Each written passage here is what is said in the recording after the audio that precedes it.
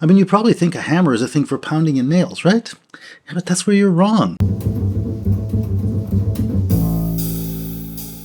If we look around at the natural world, at trees or dogs, whatever, we see purposes, right? It seems pretty clear that the heart and the lungs are for the life of the organism. The digestive system is for digesting the food the organism eats, right? Those things in a living organism all serve the purpose of the maintenance of that organism. So from nature, we get this idea of a thing that has a kind of integral or internal purpose, and we import that then to tools. We think, oh, a hammer, that's for driving in nails, right? Or a car, that's for driving down the street, to get to the vacation spot or whatever. But the thing is, unlike those living organisms, those tools are just lumps of stuff. They have no life, so they have no purpose. Tools have no significance or meaning apart from what we invest in them. Now let's think a little bit about that notion of how we invest meaning in tools. You live in a society, and you live in a society where you want to drive a car. But if you want to drive a car, you also have to have a business of selling gasoline. And that has to be associated with the petroleum industry, and that has to be associated with companies that make, whatever the big drills are they use for getting down into the ground. Oh, and also another company that makes the rubber hoses for the gas pumps, and a company that makes the metal car keys or whatever kind of electronic keys people use now for their cars. Right? To have a car, you can't just have a car.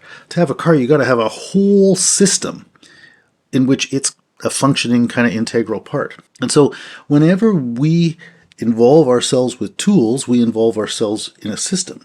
And as a society, we're very committed to and wrapped up in a system of tools.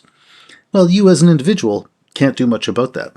So you have to take up that tool, and in that sense, you have to invest meaning in it, as I was saying before. But to function in that society, you basically have to do that. So to function in that society, you really have to conform yourself to the way the tools of the network of tools that define that societal infrastructure work. So tools get their meaning from us, but they don't get it from you. They don't get it from me. They get it from the way that we collectively embrace this material network. But so now think what that means. It means, in a way, we are subjected to those tools that we invent, that we use. Okay, now, second point. When you have a hammer, yeah, of course you can use it to drive in nails.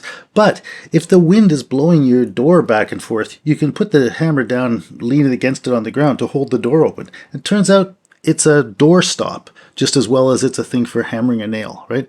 There's nothing in the hammer that says it has to hammer a nail. It's just a bunch of stuff. You can use it in whatever way you want.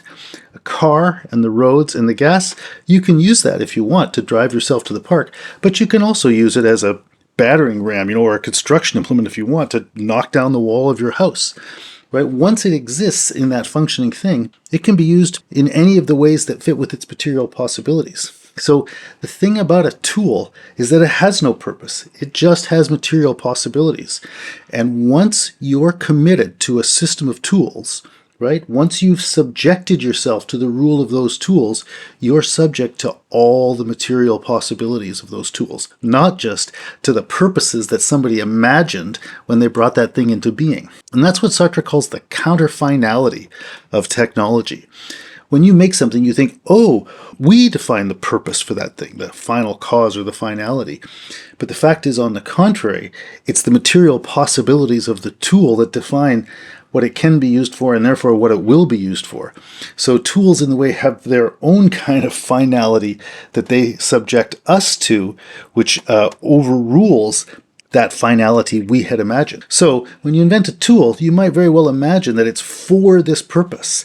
And to use it rightly, you have to use it this way. But those things carry no weight with tools.